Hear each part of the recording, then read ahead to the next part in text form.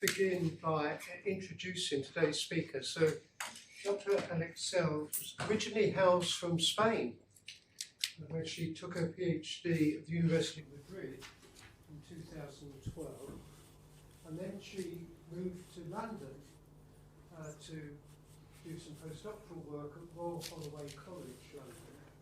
She was there for a couple of years, and then moved to the other place, Oxford, where she was originally due to work with Glyn Humphrey, but then, because of Glyn's unfortunate demise, she worked subsequently with Matthew Rushworth and the group there interested in imaging and motor control.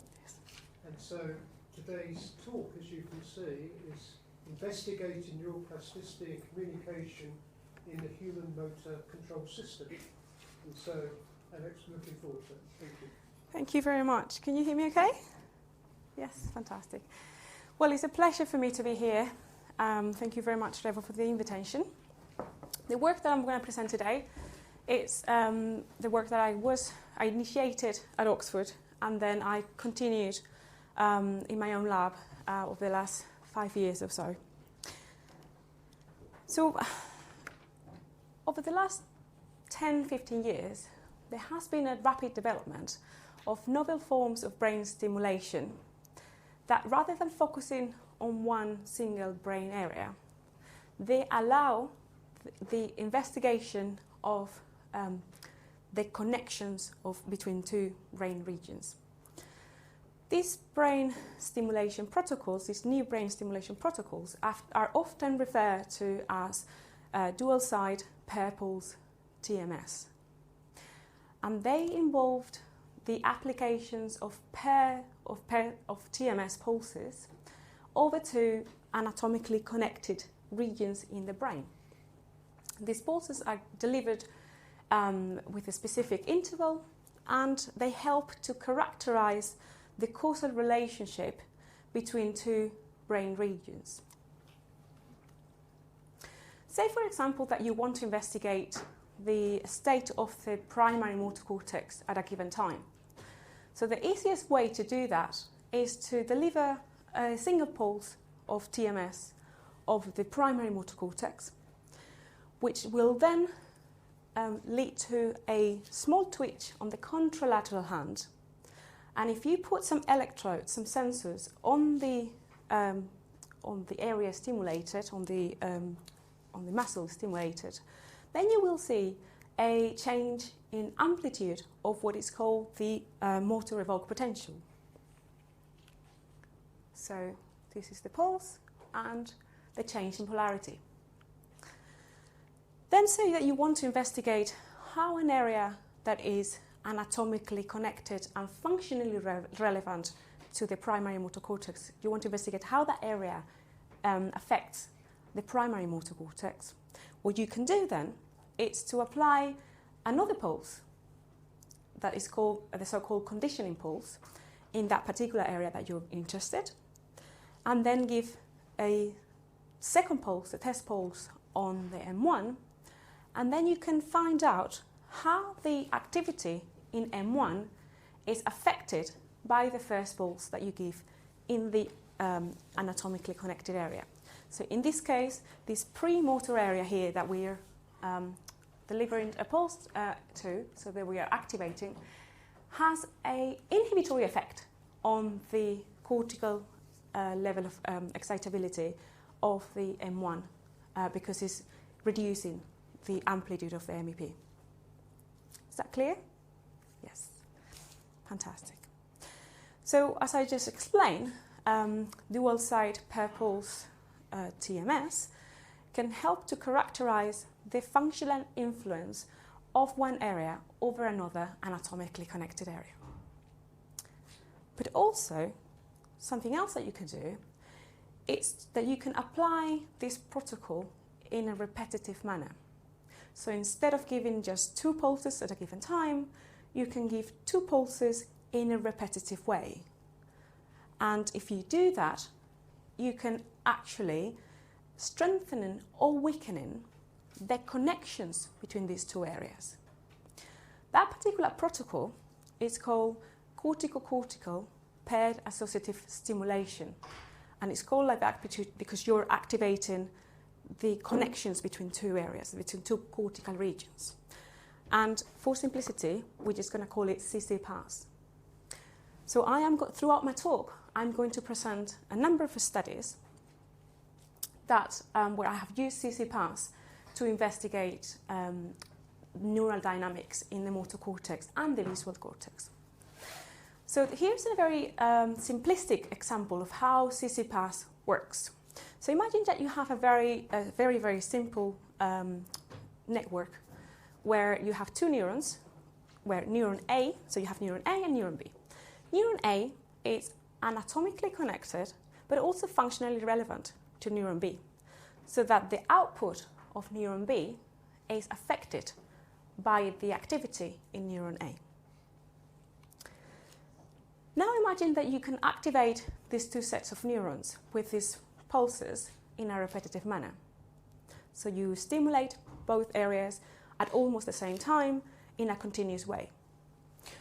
What will end up happening is that the influence of neuron A on neuron B would increase, and that would be reflected in the output of neuron B. Does this sound familiar to anyone? Does this concept sound familiar to anyone?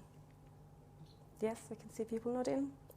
Fantastic. So as you're probably thinking, this is Hebbian-like long-term potentiation, where neurons that are fired together, they wire together.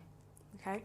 So CC-PAS is mimicking this Hebbian long-term potentiation process.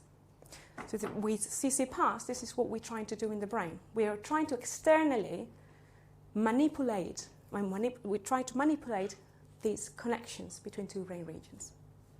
Okay? Okay, so we're going to start with the studies that I have performed in the motor cortex. I hope I can convince you that CC-PAS is a very interesting and useful technique to investigate neural networks, not just in the motor cortex, but generally speaking. But I'm going to give you some examples in the motor cortex. So, as you might or might not know, the origins of oscillatory brain signal are currently under debate. However, common to many theories is the idea that oscillatory activity is reflecting the strength of the connections between different regions. One of the questions that we had was whether manipulating connections in a specific region, in a specific network, could then lead to changes in oscillatory communication, which would be a very good indication that indeed the physical connections between two areas are actually reflected in the strength of connectivity when looking at the oscillatory signal. Okay? So this is the first experiment, the first ever experiment we did with this technique, in which we ask whether we can increase connectivity strength between the premotor and the motor cortex in the human brain.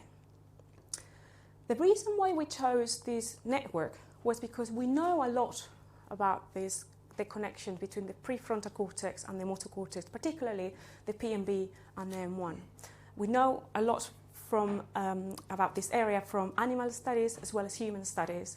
And we know that, for example, the PMV, the ventral premotor cortex, plays a very important role in motor control. We also know that the PMV is a major cortical route by which the premotor cortex can influence, inhibit, and curtail action-related activity in M1. So the PMV acts as a brake on M1. It can either have a facilitatory influence or an inhibitory influence, depending on the context. So it seems that this network is a very appealing network to investigate because we know a lot about it. So in this experiment, what we did was we asked participants to come to the lab and we asked them to do a very simple go-no-go task in which they had to press a button every time they saw a blue square and they had to stop themselves from pressing the button when they saw a red square. It was a very simple task. During the trial, so this is a timeline for one trial, we stimulated with TMS while they were doing the task. So we had go and no-go trials, and we also had trials when we delivered TMS either with one pulse on the M1 to test or to get a measure of the level of excitability on M1, or in other trials we gave two pulses. So we gave a pulse on the ventral premotor cortex, and then 8 milliseconds after we gave another pulse on the primary motor cortex. The reason why we took 8 milliseconds as an interval is because we know from animal studies that is about the time that it takes from the information to travel from the ventral premotor cortex to the primary motor cortex. And that timing is very important. So this is an example of, or a representation of the experimental paradigm where the experimental session was divided in 3 parts. We had a baseline and an expression block, and in between these two blocks was the CC-pass stimulation. So in the baseline and the expression block, participants performed the simple go-no-go task, and we, in the first experiment, so I'm talking about the first experiment, we recorded changes in the MEP activity when we were delivering a single pass of TMS on M1 or 2 pulses of TMS over the ventral premotor cortex and the M1. So what I'm showing here, it's the amplitude, so the peak-to-peak amplitude of the MEPs recorded from the contralateral hand, where we see here, so the blue bar represents activity recorded at baseline, and the red bar represents activity recorded at the expression block from the FDI, so the muscle, the hand muscle that we were stimulating with a TMS. So as you can see here, there was an increase in cortical excitability after strengthening connections between the PMB and M1 with the CC-pass protocol. So that was really good, that was really promising to see. We also had another group of participants that came to the lab and did exactly the same, followed exactly the same protocol as this group up here, but the only crucial difference was the CC-pass, that the CC-pass protocol was delivered in the reverse order. So the first pulse was given on the M1 and the second pulse was delivered on PMB. That was done because we know from animal studies that the majority of the neurons, they project from PMB to M1. So this is, in a way, the orthodromic direction of the signal. By contrast, this would be the antidromic direction of the signal, where if we stimulate from M1 to PMB, that would mean that we're stimulating in the opposite direction of how we would naturally be stimulated. Okay? So in a way, this was our active control condition. And what happened when we stimulated this way, in this direction? Well, nothing really happened actually. So we didn't see any changes in the cortical excitability of M1 for this group of participants. So we can safely say that using CC-pass leads to an increase over the, or using CC-pass over the ventral premotor cortex and the right primary cortex leads to an increase of cortical excitability in the stimulated M1 primary motor cortex. Okay, so that was study 1. I'm going to move on to study 2.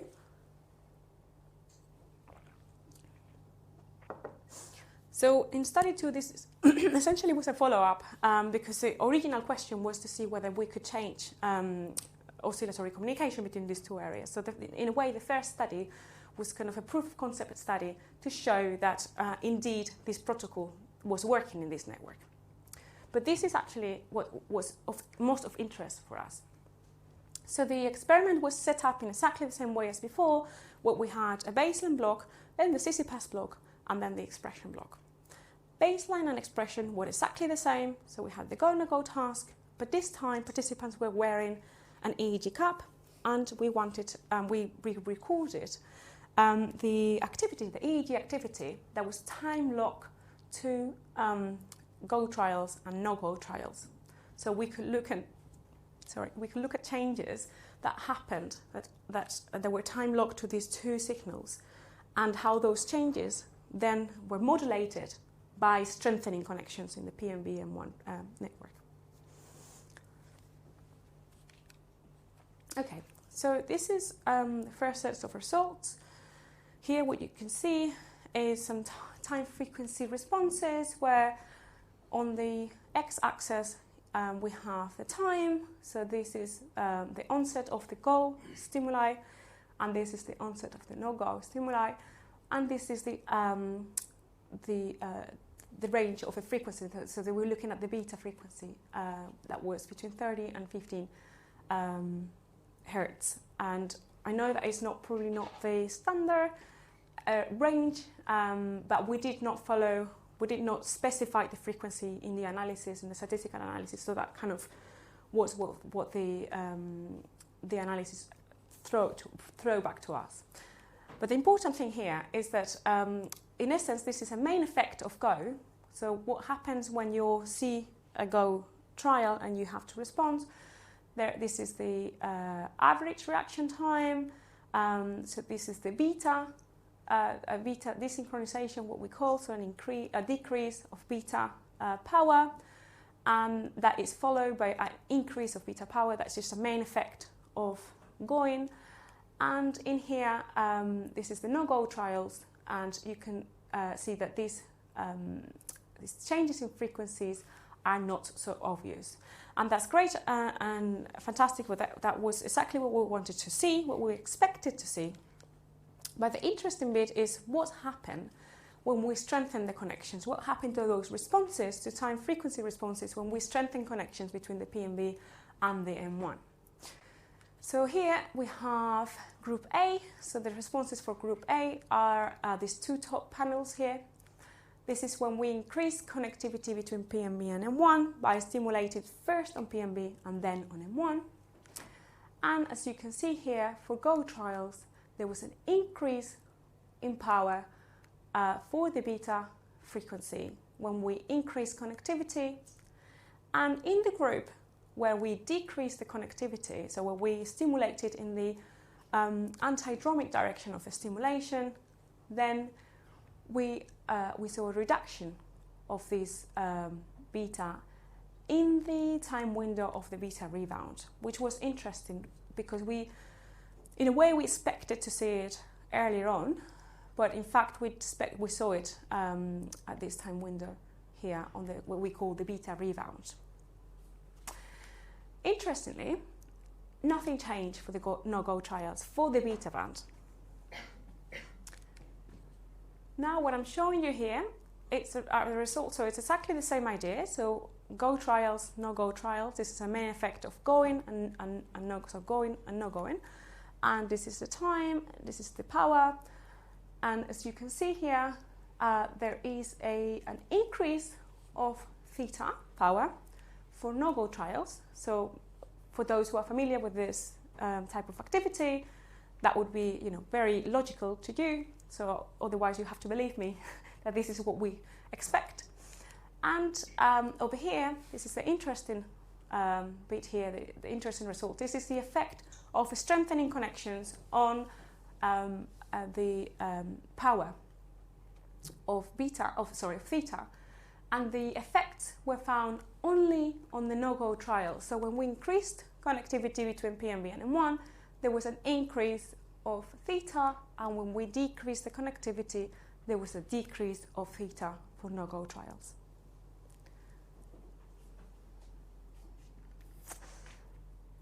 Can I ask if it is clear for everyone? Because this is complex, so I can repeat it if it wasn't clear.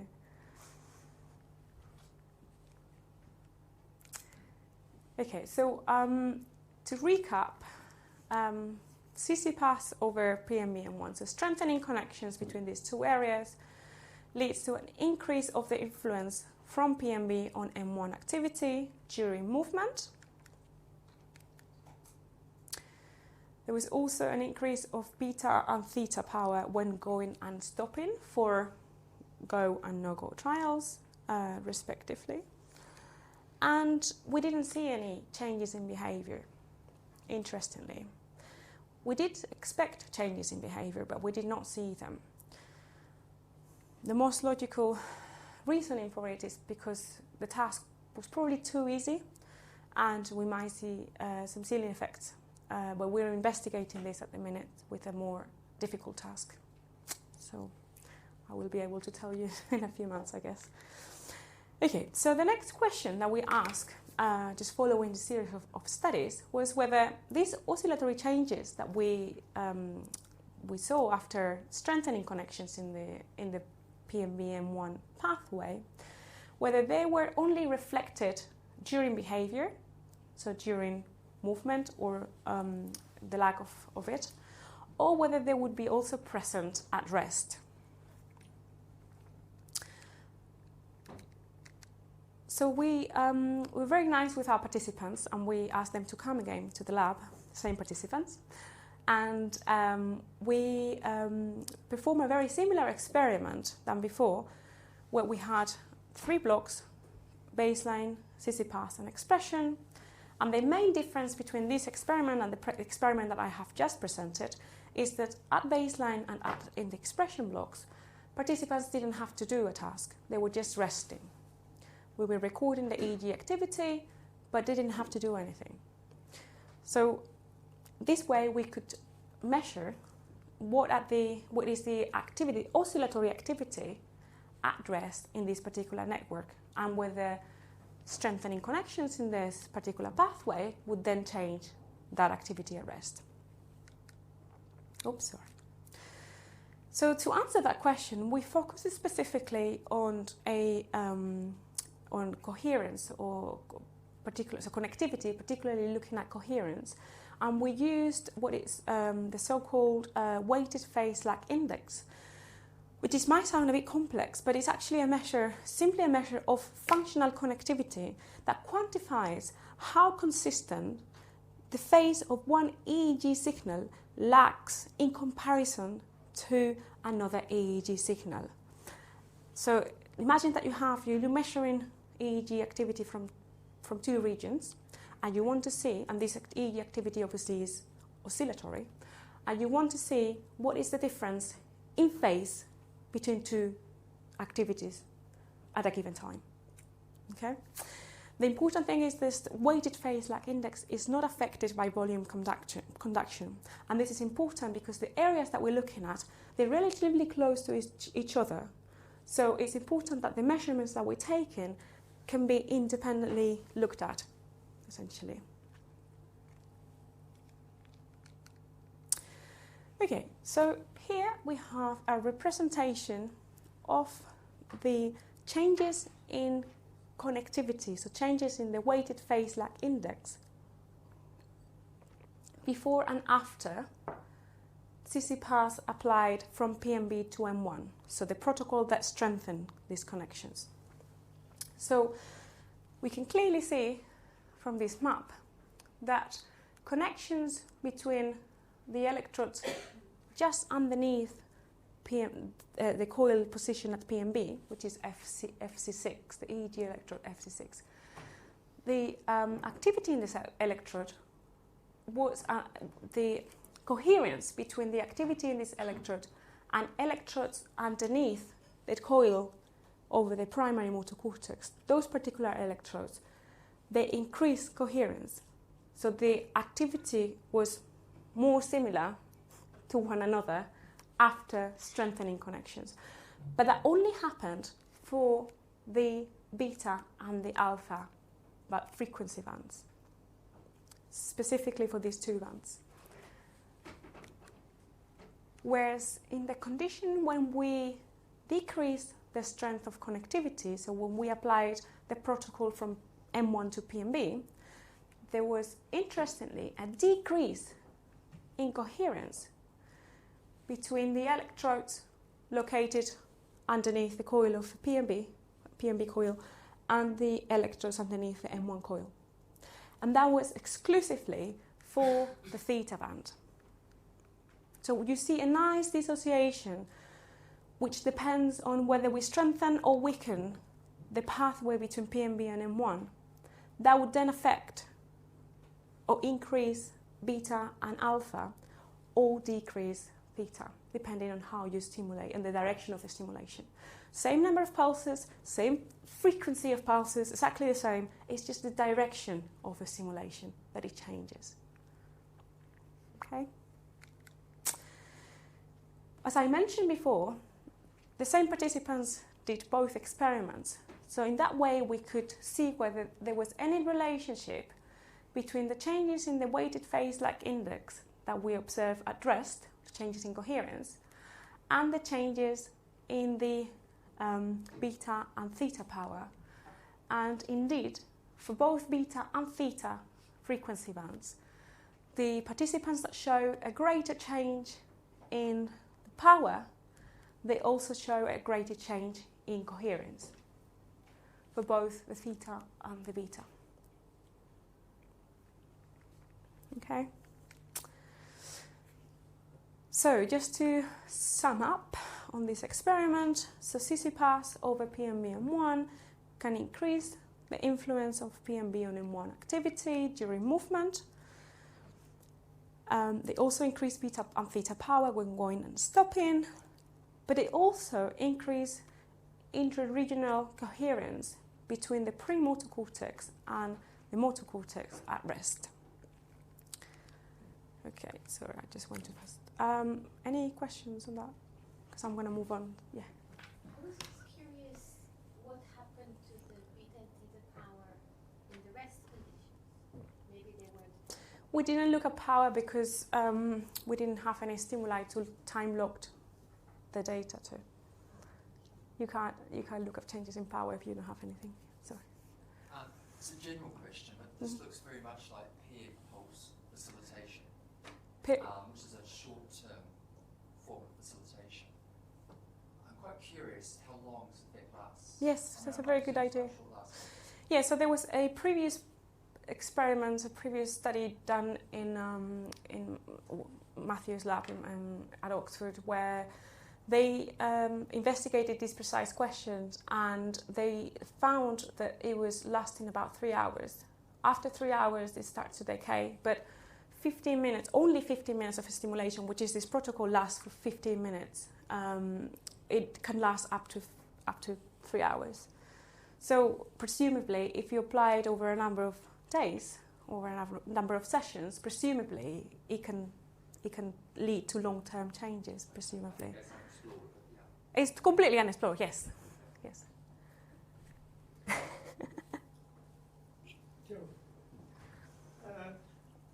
You show an increase in power and greater correlation rhythms in two different areas. For you to see that, millions of neurons must be responding coherently. Absolutely, yes. So in fact, less information is being transmitted between those two areas, because the more correlated the responses are, less information is being transmitted. I can't quantify it with tools I have, but presumably that could be possible, but I can't quantify it because EEG wouldn't have that sort of resolution, for example. And just to follow up on Jeff's question, but it's connected to mine. If this lasts at least hours,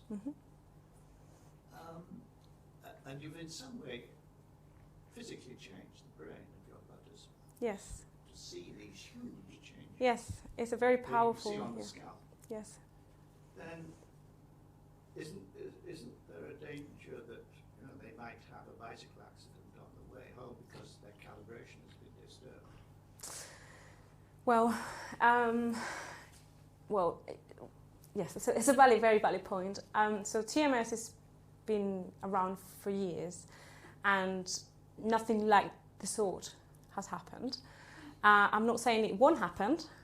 We typically ask participants to stick around the lab for a couple of hours after that, and we only let them go if they're feeling okay to go. So that kind of safeguard that possibility in a way. I can't rule out the possibility. No, of course not. But as I said, TMS has been around for many years, and it's nothing. As I understand, the ethics applications for TMS is all about epileptic sensitivity. Not necessarily. But not about disturbing calibration and perceptual. You're right, but in a way, we assume that this change, just a single session, it can last 3 hours, but it shouldn't last longer than that, in a way. So we know that this manipulation doesn't last longer than 3 hours. So in a way, we tend to ask participants to stay for at least 2 hours after the session, and only if they're well enough, then they can go home. But no, it's a very valid point, of course. Yes. I wouldn't be sleeping well at night if I wasn't confident with what I do. But yes. Well, just to complete this phase of discussion, I think the key issue that's raised is the functional significance, therefore, of this change in coherence, and whether one's predicting, in fact, an improvement or a deficit. And you've raised the issue of the ceiling effect. But these subjects are quite well practiced, or? Well, so one's just wondering whether, during the analogy, as it were, with LTP, whether one's looking at acquisition, whether that might be a more sensitive indicator of the change. Yes. And then the other issue was, as I understand it from our discussions, actually, you can use TMS in either direction to increase or decrease coherence, whatever that actually means functionally. Yeah. And so what would one predict with the opposite of TMS? So in this particular, let me go back to your question, your first question. So in terms of the practice effect, in a way we are able to control for practice effects because we have two conditions that are identical except for the reverse order of the stimulation. So in a way, anything that has to do with practice, that should be controlled in that sense. In terms of what was your second question? That was the first question about whether one should be looking at acquisition rather than performance. And the second question was what happens if yes. So in this particular network, we know because of animal studies that about 80% of the projections of the neurons, they go from PMB to M1. And when I said we reverse the order and when we weaken the connections, that would only apply to this network and networks like this one, when we know from anatomical studies that the neurons project in one direction. I'm going to present another study just after this, that where we didn't have a specific hypothesis as to which direction the neurons would go. Let's have a look at the results. Yes. All right. So I'm going to move on to the studies that I have then developed in my lab, and I should acknowledge my students, PhD students, and postdoc, because they're the ones who were in the lab collecting the data and have done most of the work. I've only just given them some ideas, but these are the guys who actually have done all of the work. So in this experiment. So following up from the success from the previous studies, we decided that we were going to take this technique and we were now going to investigate interhemispheric communication, particularly looking at the communication between the left and the right primary motor cortices. So we're interested in this network because it's very important for voluntary motor control. These two areas, they must communicate to for us to be able to walk and move in a sensible manner, these two areas must communicate. So one needs to inhibit the other. Once one is taking control, then the other one should be inhibited, and vice versa. So this pathway connecting the right and the left M1 has a key role in movement execution, allowing single mass and control. So it's very important that we understand that the contralateral M1 exerts a powerful inhibitory influence over the ipsilateral M1 through transcallosal connections. So for me to grab the pointer with my right hand, my left hand should be inhibited. That's kind of the idea, very simple. So can we then strengthen these connections with this fantastic CC-pass protocol to then improve interhemispheric motor communication? Can we do that? Well, let's have a look. So by now you're probably familiar with the my preferred experimental paradigm, in which the experimental session is divided in 3 parts: baseline, CC-pass, and expression. In this particular case, we recorded both MEPs, so motor evoked potentials, with TMS, but also we recorded EEG, and we recorded what is called TEPS, so transcranial magnetic stimulation, event-related potentials. I'm sorry that I can't present that data just yet, because I was going to bring it, but it's too preliminary. So I thought maybe next time. But I will be talking about what happens in the cortical excitability as measured with MEPs, as well as EEG coherence. So in this case, we had not 2, but 3 groups of participants, which it's about 59 participants in total. We had a few more, but we had to exclude them just due to various reasons, and they were all right-handed. This is really important, okay? Because as you can imagine, in the motor cortex for a right-handed person is going to be looking very different to the motor cortex for a left-handed person. So we focus on the right-handed group. So for the first group of participants, we stimulated with CC-pass, following the same protocol, 8 milliseconds pulse interval, which is the right timing. And so we first stimulated on the right M1 and then on the left M1 with TMS. The second group of participants was exactly the same, but the order of the stimulation was reversed. So first left M1, second right M1, so second pulse. And the third group of participants was our control group, in which the timing of the stimulation was pretty much the same. So we don't expect any changes, any Hebbian-like long-term potentiation happening in this group. Okay, so here we can see a bar. So these are the represents the amplitude of the MEPs. The blue bar is representing the amplitude. In this case, is from the left M1. In the condition in the participant group where they received the CC-pass from the right to the left. So we were strengthening connections that were going from the right to the left M1.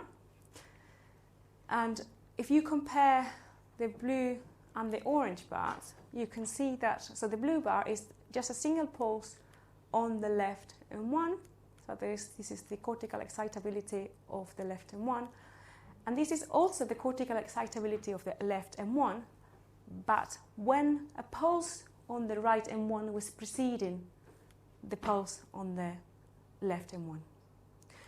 So you can see that this bar goes down, and that is what we should expect. So we expect an inhibition from the right to the left M1, so an inhibitory effect.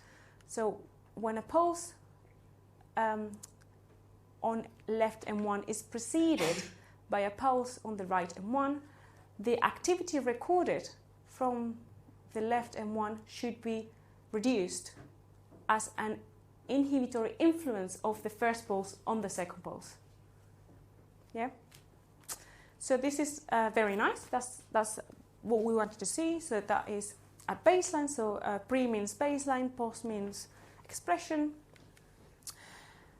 And when we strengthen connections between these two brain regions, what happened was that there was a significant increase of excitability, both when stimulating with a single pulse on left M1, so both just when looking at the local level of excitability in M1, but also when looking at the inhibitory effect of the first pulse on the second pulse.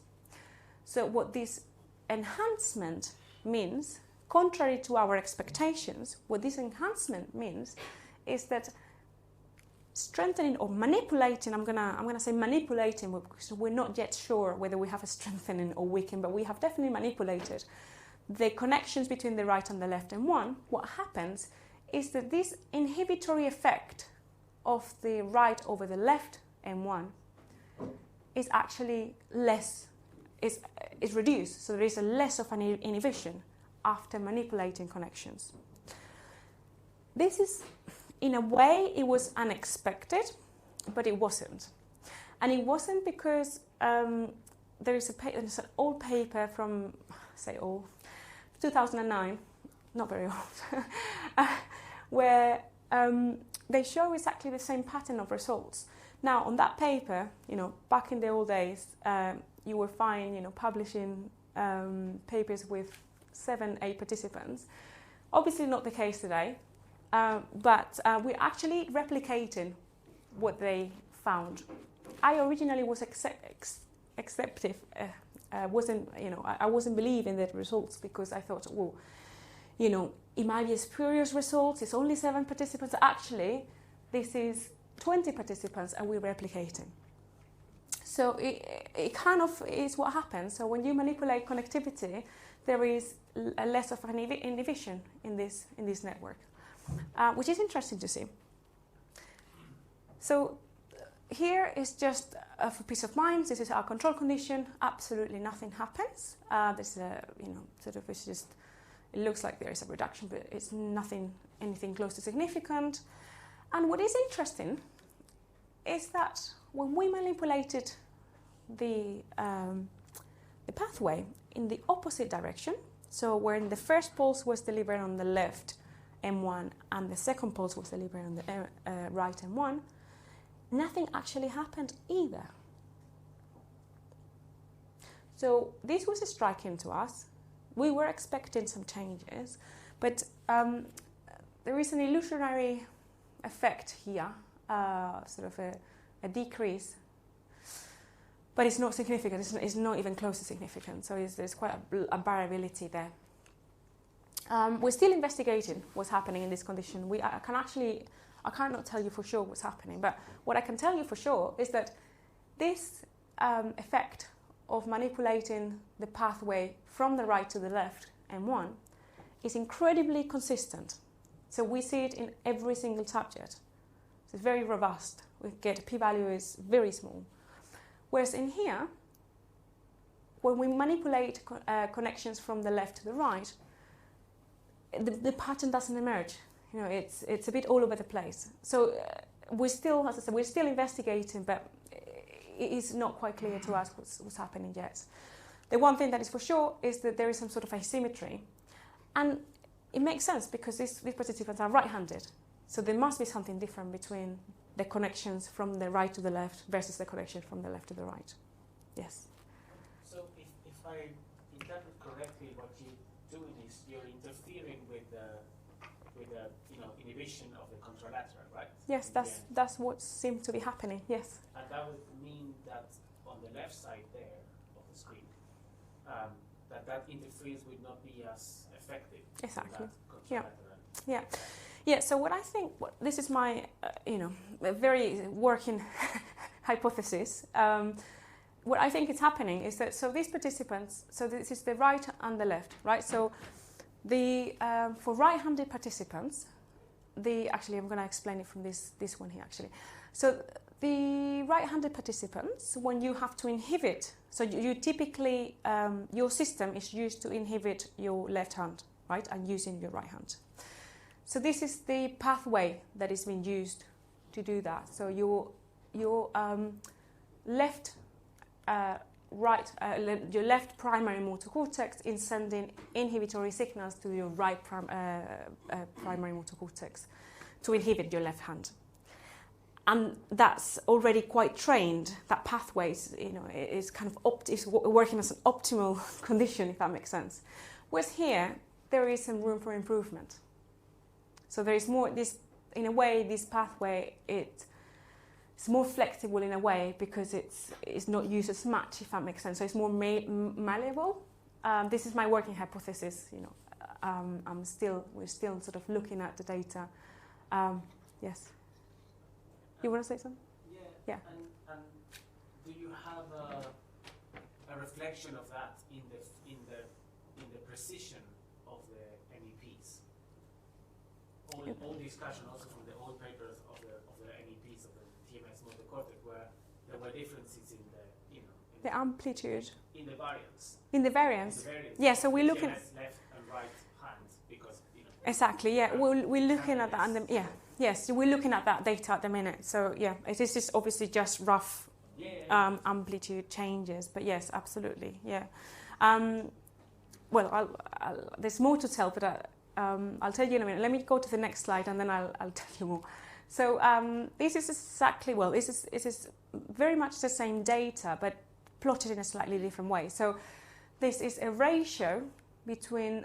So in this case, for example, it's the right M1 divided by the left, so activity recorded from the right M1 divided by the activity recorded in, sorry, let me get this right. So this is an index of, it's called intracortical inhibition, and it's calculated by dividing the activity from, in this case, from the right M1 when it's preceded by the pulse on the left M1. So this is, activity that is influenced by the contralateral M1. So that would be up in the denominator. In the denominator, you have activity from the right M1 when it's only a single pulse is given. So it's a proportion of the activity that changes as the result of having a preceding pulse on the contralateral M1. So it's essentially what is an index of the influence of the contralateral M1 activity on the ipsilateral M1 activity. And as you can see here, yes, so the, did I get this right? So the right, sorry, I think I got my slides confused, left.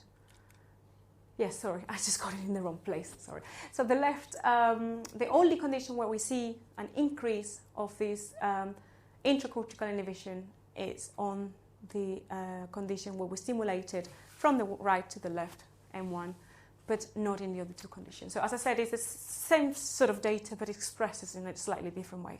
And it's, the results are consistent.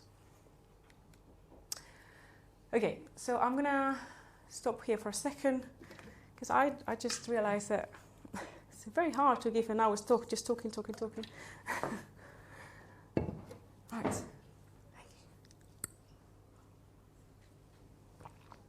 Okay, so I'm going to move now to the EEG data.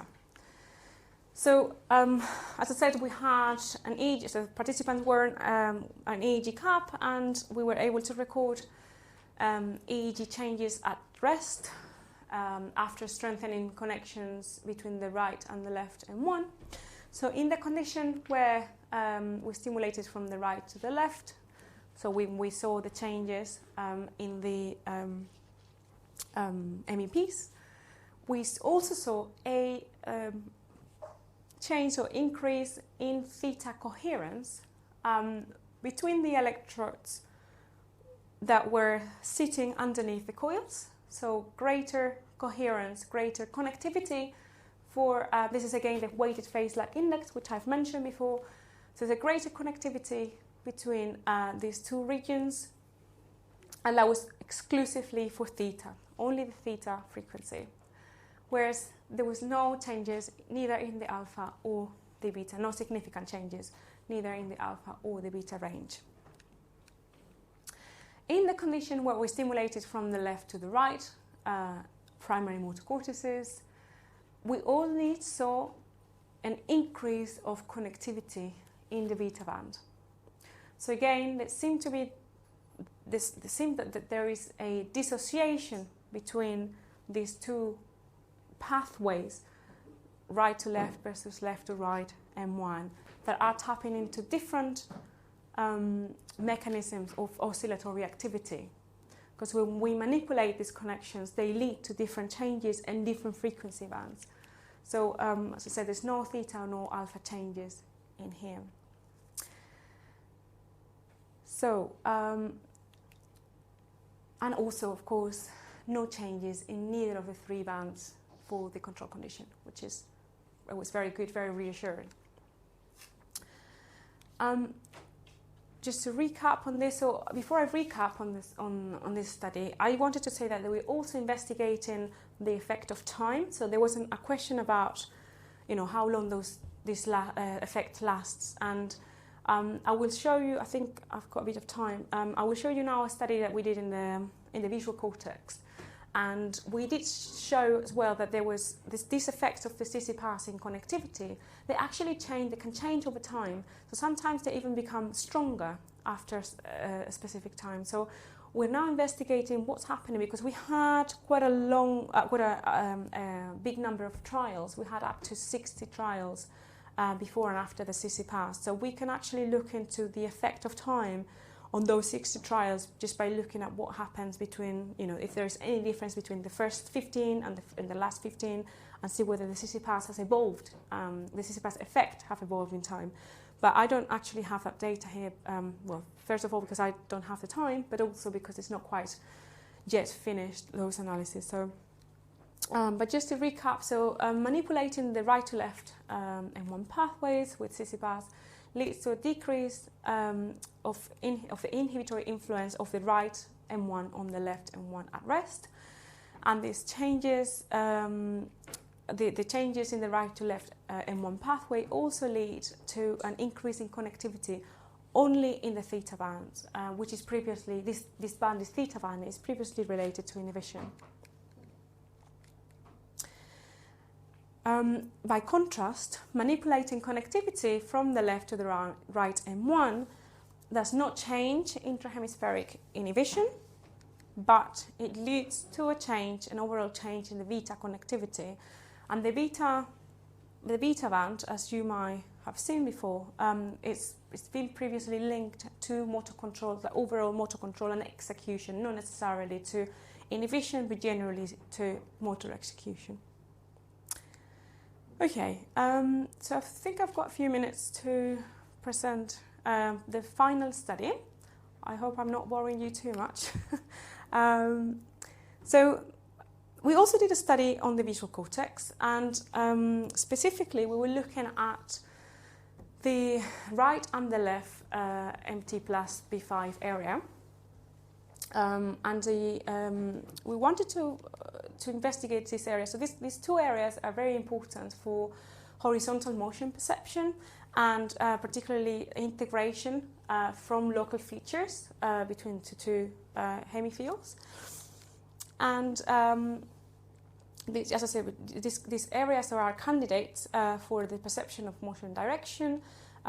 They typically referred to as MT plus /B5 areas in humans, but for simplicity I'm just going to call it B5 just for the sake of the presentation. B5 is typically used for animal when you refer to animal studies, but just for simplicity I'm going to refer to as B5. We know from previous studies that the integrity of the microstructure of the corpus callosum connecting the right and the left B5 positively correlates with the ability to perceive motion. So the thicker, the thicker or the greater the integrity of this microstructure, the greater the ability to perceive motion, or horizontal motion particularly. So here's the question: can we strengthen the connections between these two areas with CC pass to improve horizontal motion sensitivity?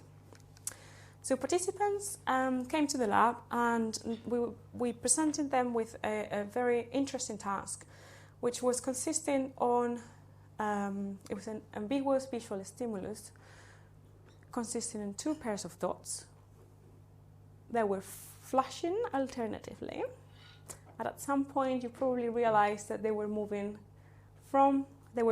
you were perceiving them from a horizontal movement to a vertical movement.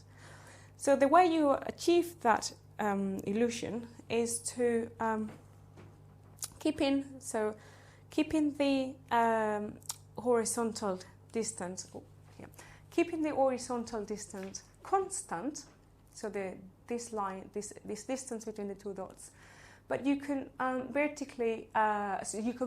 manipulate the vertical distance between the dots, and that's how you create that illusion.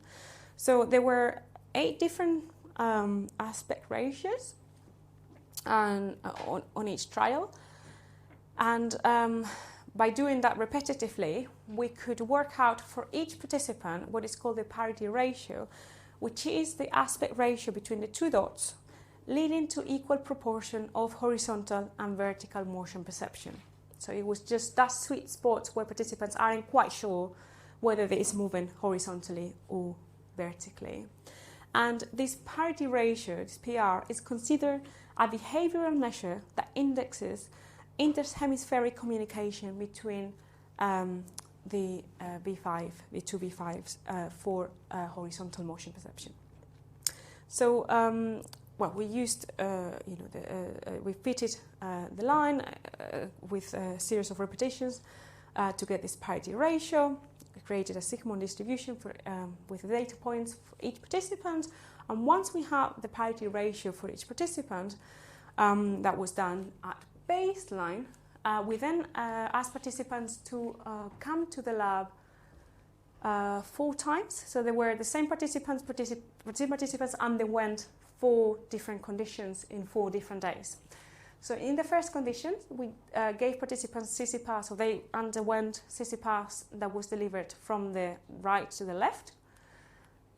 And in a second condition, participants underwent CC-pass from the left to the right. That was the direction of the stimulation. There was also pulses delivered simultaneously, and there was also a sham where we just tilted the coil, so nothing was really happening, nothing was delivered. So, and then they performed the task, this apparent motion task, baseline, and then after the CC pass, right after, so time 0, time 30 minutes, so 30 minutes after, 60 minutes after, and 90 minutes after, so that we can see the progression of the effect of the CC pass effect on this motion perception. So these bars are representing changes in the parity ratio. The greater, so the more negative the bar, the more increased the sensitivity to apparent or horizontal motion. We must remember that this is not actually, there wasn't anything moving. It was an apparent illusion of movement. Okay, so we can see that at time 0, the sensitivity of the participants to apparent horizontal motion significantly increased at time 0, at time 60, and at time 90, and that increase was only present when the stimulation was given from the left B5 to the right B5. So when the connections, the pathway that was increased, that was manipulated, was from the left to the right hemisphere.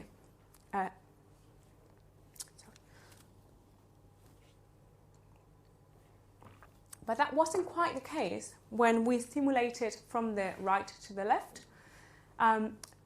The right to left stimulation led to a small change just at time 30, and no changes were observed at 0. So in the 2 control conditions, 0 and sham.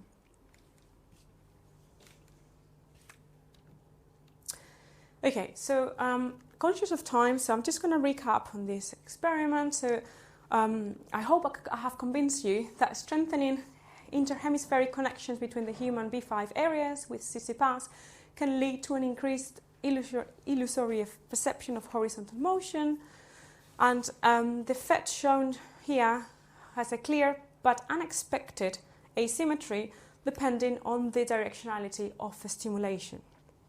So left to right being more effective than right to left CC pass. So I hope I have convinced you that we can manipulate motor control pathways with CC-paths that leads to changes in intracortical inhibition and intra-area communication frequency and coherence during action control and at rest. And that is giving us some direct evidence supporting the idea of or the hypothesis of the communication through coherence, because obviously we've shown that strengthening connections then also change oscillatory activity. With this last study, I have shown you that causally manipulating the B5 to B5 pathway can reduce the threshold to perceive horizontal motion, and we have revealed in a way a functional asymmetry of this B5 to B5 human pathway that wasn't quite obvious before. So all I can say is that CC-path is an unprecedented technique that can directly measure functional and structural connectivity in the human brain, and it's great. If you're interested, just talk to me. I'm very excited about this. And that's it really. Thank you so much to you and my collaborators and funders.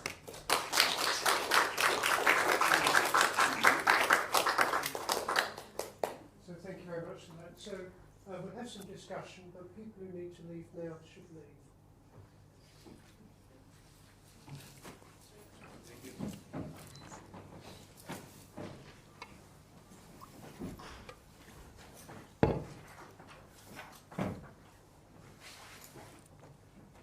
Questions on the floor? Yes. Why is there any reason why there is no effect at 30 minutes? There is no clear reason, but yeah, no, it's a very good question. I mean, it's just the pattern of results that we, as I said, I mean, we didn't expect, first, we didn't expect the asymmetry, we didn't expect a drop at 30 and then a pick up afterwards. There is not a clear reason why. I mean, I think there's further investigation needs to be done. Yes. I guess this effect on the illusion, horizontal illusion, the asymmetric effect left to right, is very significant in a sense because you've demonstrated a functional change. But I don't understand. I mean, what's your speculation about the nature of that result? Yeah, why? I mean, why should it be like that? Yeah, If so it were not due to handedness, for example. So I suppose, I mean, it would be interesting to perform this experiment in individuals who, for example, write and read the other way around, if that makes sense. So that maybe that has something to do with the fact that we're exposed to keep reading from left to right, and and that kind of have shape of the functional way that pathway is wired. Yes. Yeah, Joe, yeah. To come back to the issue of whether you're enhancing or impairing, can this last result be described as an impairment of perception of vertical movement? It can, yes, I guess it could, yeah. I mean, it enhances performance on the task, but if you then, I don't know, had to do something that it's, I mean, it's measuring the relative balance between two perceptual organizations that will be imposed on the amplitude stimulus. And you're reducing one perceptual organization at the expense of the it could, yeah, it could be, it could well be, yeah. I mean, obviously we're testing this in experimental conditions. It would be nice to see what happens actually when someone is exposed to day-to-day interactions. Yeah. Well, I mean, the obvious control is to hold constant the vertical separation and variability. Yes, yes, indeed. Yeah, indeed. Yeah, yes, that's a good point. Yeah. Yes. Deborah. I just wanted to go back to the question of the different measure used in the two studies. So you were saying that it's not possible to measure amplitude in the changes because there's no stereos. But what about induced responses that you could measure without the stereos? And also, is it possible, in terms of technical practicalities, to run the second measure that you've done of the phase lag coherence for the data of the first study?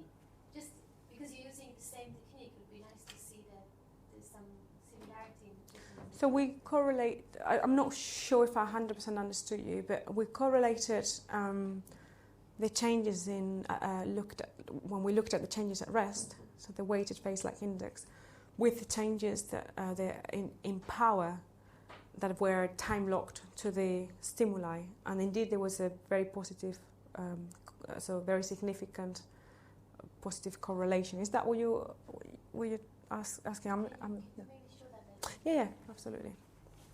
I was just asking about the dependent measure of study 1 and study 2. And in what way they are similar or different, and can you run the two measures in the two studies? But maybe you've done it.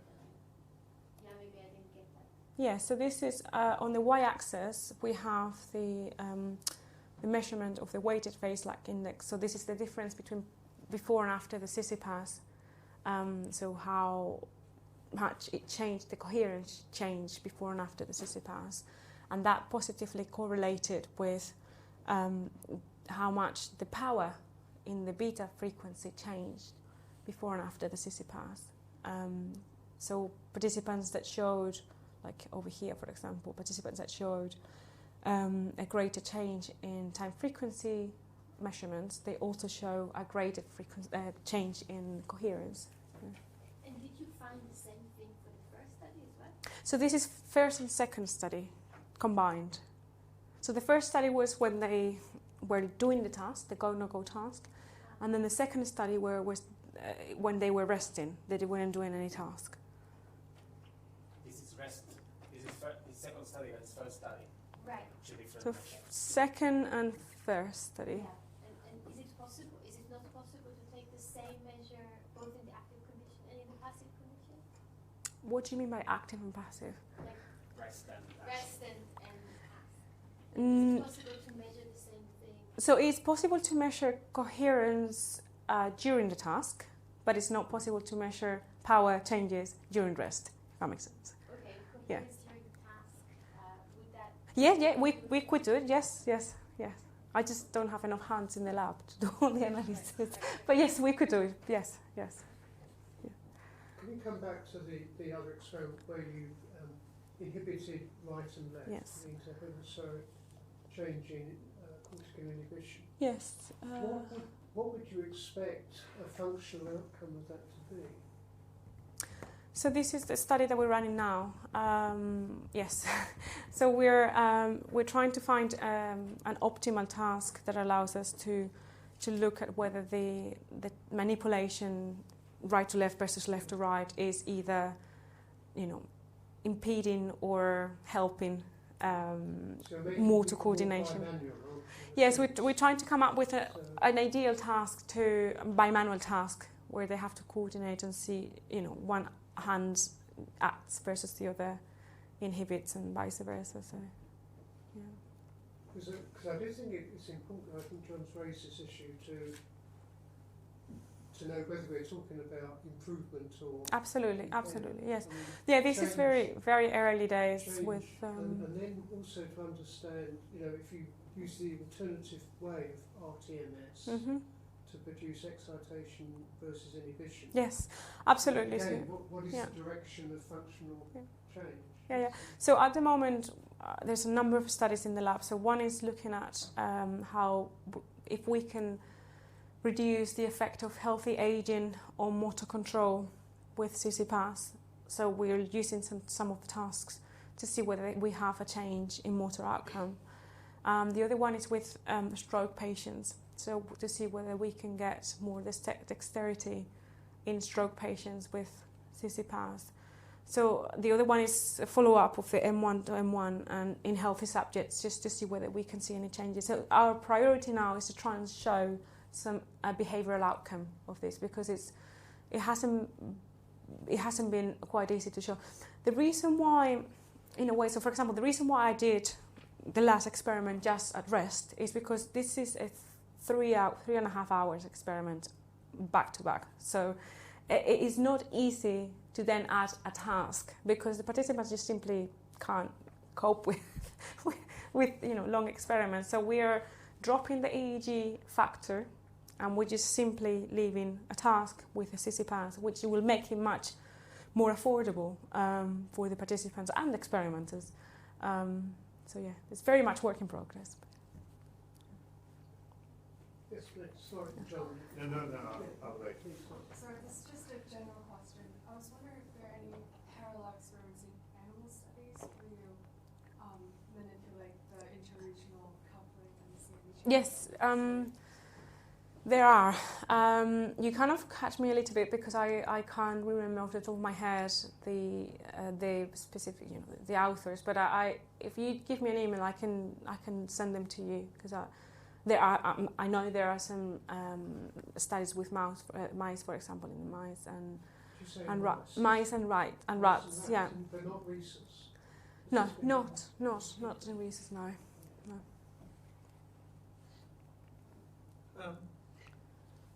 There are more than 10 to the power 8 axons in the corpuscle, and it's implausible to say that they're there to transmit excitation and inhibition. They're there to transmit information. Mm-hmm. And you were speaking very fluently to us, with lots of expression. So there'd have to be transmission of information at a huge order rate between your left Broca's area and the parts of the right hemisphere that are concerned with the modulation of speech. Mm-hmm. Yes. What's more, there's a 10-fold variation in axon diameter in corpus callosum, Mm-hmm. and therefore transmission is at very different rates. And so, when you're looking with EEG, you may be seeing just a subset of pyramidal cell activity. Yeah. No one knows what the reason is for the 10-fold variation in axon diameter, but it means there's a great variation in transmission time. Do you think at all about the details of the types of cell that are involved, the types of axons that are involved? Yeah. That is a very interesting question. So when I talk about inhibition or enhancement, I don't necessarily mean within the axons, within the fibers of the corpus callosum. I mean the effect that the TMS has had on the area that we're measuring with the TMS and on the different nuclei that we're measuring with the EEG. Because as you well know, EEG has a very low spatial resolution. It's a very good temporal resolution, a very low spatial resolution. So we can't be certain where those changes are coming from. I have a colleague from Oxford who is now not in academia anymore, but he did for his PhD. He was looking at and changes with the spectroscopy and changes in myelin content of the neurons after the intervention with CC-pass, and he did find that there was an increased. So the effect of the CC-pass increased the level of myelin content on the fibers connecting PMB and M1. So there was the greater myelin content within that bundle of neurons. This is by TMI. This is using fMRI. Yeah, I can give you the reference. Lazzari is the first author. Same group, so Matthew and Heidi, his wife. They I think is, I want to say, Nature Communication. On top of DTI, so it's looking at changes in myelination. But I mean, we're still in the infancy of this research. I can't possibly say that there is an increase or a decrease of activity within the bundle of neurons. That wouldn't be true. I always refer to the effect, the functional effect it has on the brain. Tristan, yeah. Just to contribute to the discussion about the information that John is particularly worried about, particularly these last few years. There are now relatively good modeling measures to define information from an information theory Absolutely. at the neural level for EEG. They're early days, but they're giving us complementary information from this assumption of the coherence as a measure of information that I agree with John. Jumping more together doesn't tell us more, probably tell us less. But there is, since you have the data, there is the opportunity to go back, to that and think about, what we mean by communication, or what we mean by measures that are measures of coherence, or measures of directly information. As not information as the cognitive scientists talk about, there must be information like formally measuring information in bits. Whether that bridges the brain-mind gap, or the physics information to the cognitive information, is for us to decide what we mean by information. But the opportunity is there, and I think it's quite exciting, especially just to drop the coherence hypothesis, which is feels like a 90s rebound, like, oh, the information of the brain, communication might be happening by us doing this together, in a trillion connection system. Yes. I know it's the norm, but I always get this sort of sensation like, oh, PLI, it was great in the early 2000s. We can do better. And the fact that you're getting results with the PLI, it sort of gives me hope that you're going to get even more interesting results when you look at the more nonlinear complexity measures, informational measures. Yeah, absolutely. Yes, thank you for bringing that up. Yes, indeed, we're in the process of doing that with this last study with the left to right M1, collaborating with some computer scientists and trying to figure out where we can get some sense of directionality of the change. Exactly. Yeah. Yes. Thank you. I had a methodological issue on your first experiment with the go-no-go task. Yeah. This relationship between PMV and motor cortex. What a more sensitive approach would have been to use stop signal reaction time. Yes. Because that's a much purer measure of inhibition and braking than a go-no-go task, which has this other attentional modulation. So. You're absolutely right, and the reason why I laugh is because we started with the project was actually designed with a stop signal task. Yeah. The big problem that we had, and I spent months in the lab trying to sort this out, was that... It's a tricky task. Well, precisely. So you're having to... For Go trials, there's no problem, because you have to give a pulse 125 milliseconds after the onset of the Go trial, the Go stimuli. However, for the no-go stop signal, as you probably know, it varies on a trial-to-trial basis according to whether you're good at holding yourself from replying or not. That means that we also had to, on a trial-to-trial basis, change the time where the TMS was delivered, which led to very inconsistent results, participant by participant. And it was impossible to pinpoint the right time in which the TMS should be delivered in the stops. So we had to take a pragmatic decision and say, well, look, we're just going to move on and use the stop, the no-go task, so we can carry on with the experiments, essentially. Okay. But yeah, that it's... why you didn't see anything. Yes, precisely, Possibly, yeah. Okay, other questions? Or we done? So, thank you very Thank much, you. Alex. Thank Great talk. Now, we are going, some of us, to dinner, and we're going to Brown's, but we will take drinks at Brown's beforehand if people want to join us. And anyone who's joining us for dinner who I don't know about, perhaps they could identify themselves now. Should I turn this over?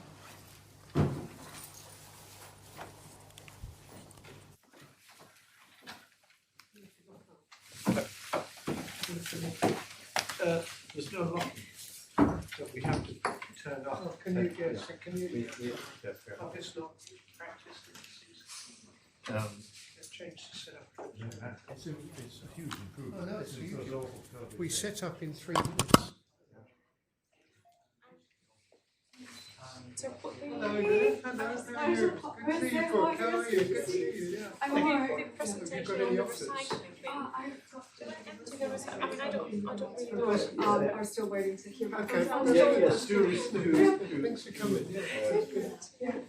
You're not coming for dinner with us, are you? No. No, okay. Well, maybe another time. Yeah, thanks so much for always helping. I'm sure in Essex you're far ahead. I we had a Zoom of yeah. Yes. I don't think so.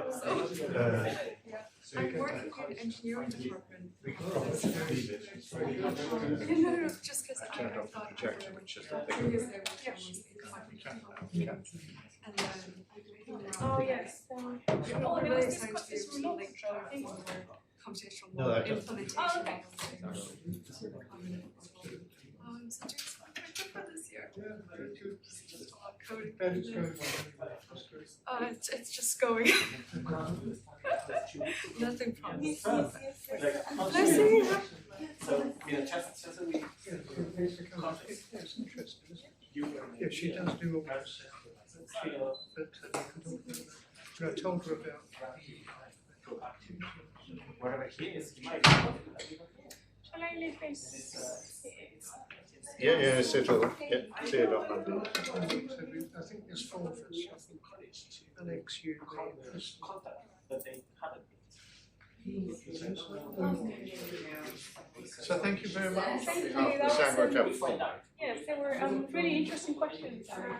I love when I like a sort of physiological question from You know, you're and uncomfortable. this is still stage, so Not coming to interesting topics. yeah, we just need to I wasn't wanted to ask him. Thank you. really understand what's happening in the brain. Thank you so much. Technical person in charge of your labs. Oh, yeah, of course it is. It's needed. Yeah, that's the real meaning. I know you don't recognize it because we were all dressed up. That's why you don't recognize it. She's the one in charge That was of. great. Yeah, yeah, nice. Okay, do we look up or? No. Oh, yeah. So funny that. No. Light switch off. That's so great.